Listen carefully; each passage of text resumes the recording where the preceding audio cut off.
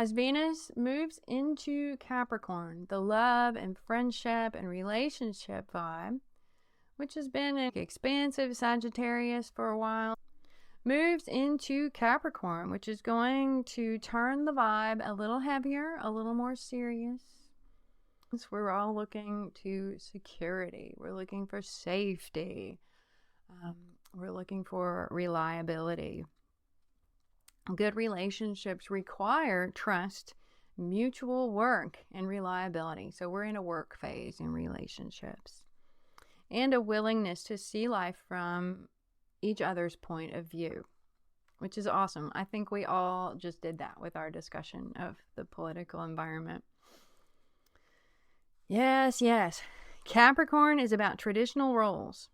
And there is a lot of ugly in that corner of the world these days. So let that inform your spider senses so that you navigate your social world with full awareness and safety. It's Monday the 11th. Life just feels heavy, and there's more no than yes in today's skies because there is a pessimistic vibe of Mercury squaring Saturn that can disrupt the flow of conversations and decision making, makes decision making more complicated, more difficult. And details are hard to pin down because this square is appearing in mutables, Sagittarius and Pisces. Mercury is in the retrograde shadow now, meaning that whatever story is opening for you or in the world right now, today, will have 2 more chapters taking place between now and late December. Later on in this week, as we get into the 13th and the 14th of November, we see another square showing up, Venus square the North Node.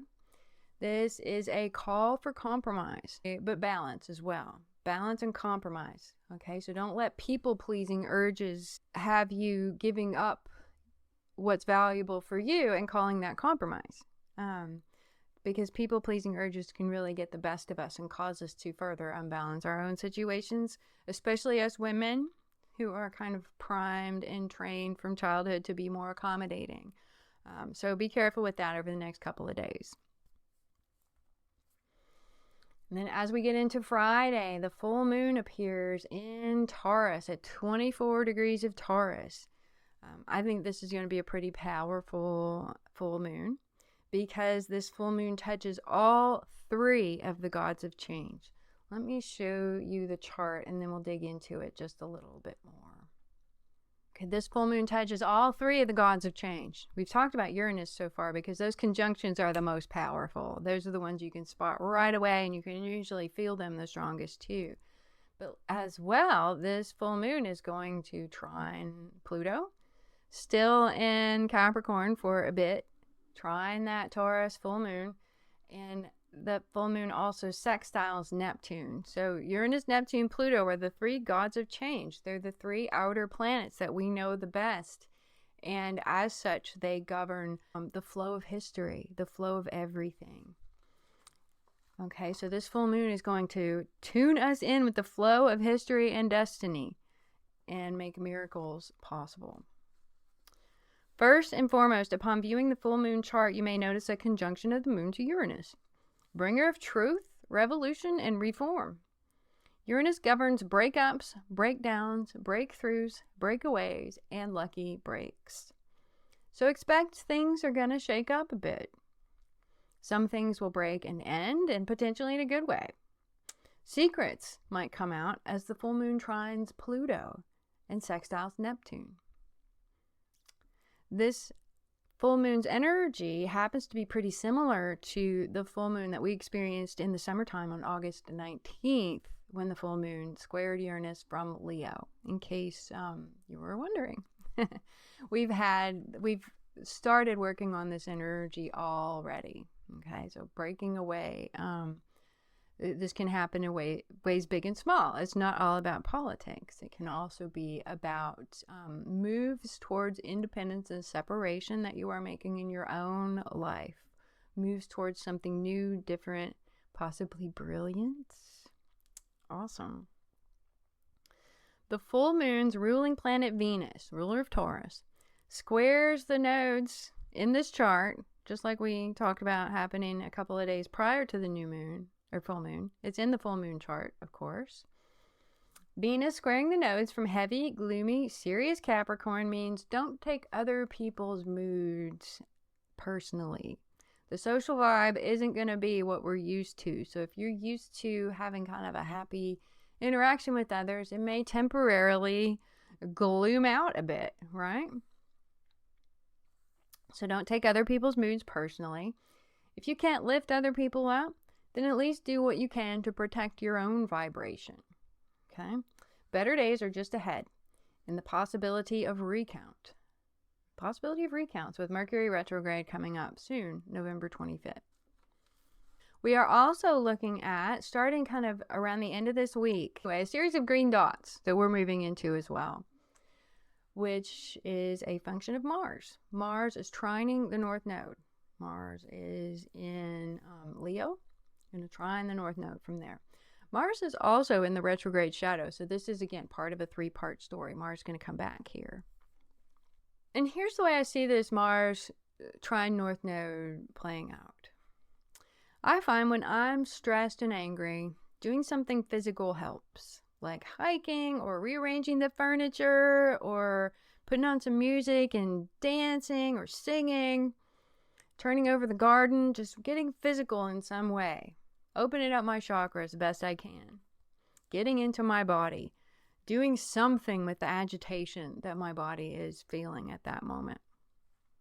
This is perfect now if you're feeling agitated, okay? Because Mars is trine the North Node, opening a door for connection to yourself, that Aries North Node, your strength, your physical body, for the 3 to 5 days leading up to the 17th, when this is exact. With Mars in creative Leo, it's time for us all to shine.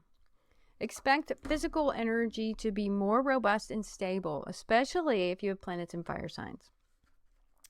Take action to support healthy digestion and elimination. And ask for the help that you need, whether it's a consult with an expert, a massage, or some other gentle treatment to ease tension and improve your strength and digestion.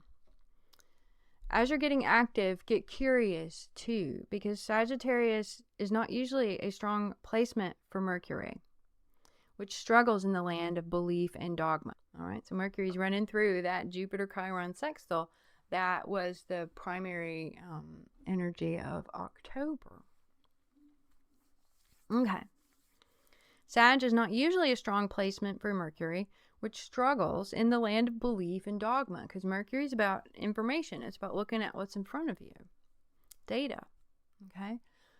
Sagittarius is about assumptions, estimations, and guesstimations. And also Jupiter is about those things too. Beliefs. So assumptions, estimations, and guesstimations can be off because you believe things are a certain way, but it turns out, oops, things have shifted. Things are really shifting right now, so this can happen. You really need to double check your estimations of what's happening. Jupiter is also not strong in his home sign Gemini, but as long as Mercury is in Sagittarius, the two are in mutual reception. They're in the signs that each other rules. Okay, that's a real synergistic connection between the two. Each planet is uncomfortable with its current situation. Jupiter didn't like Gemini. Mercury didn't like really being in Sagittarius, but each has a direct connection to its home sign via the rulership of the other. So picture a figure 8 running between beliefs and knowledge on the one hand and data and information on the other. Okay, so there's a lot of shifting, and there's a lot of changing that can go around there. This shows significant potential for interesting synergies, epiphanies, and big picture, little picture connections as the two meet in opposition, with the wounded healer Chiron and Aries mediating the energy. Mercury's going to trine Chiron, Jupiter is sextile Chiron. As far as Mercury is concerned, the story is far from over because Mercury will oppose Jupiter and trine Chiron 2 more times between now and the end of December. I think there will be widespread recounts in the election. I don't think it's over. I could be wrong. I'm willing to accept that, but that's my call on things. And I've been wrong on political stuff before, so, don't hang your hat on that. Don't buy stocks based on my predictions, but that's kind of the way I see things lining up. Could be the hopeful me. I don't know.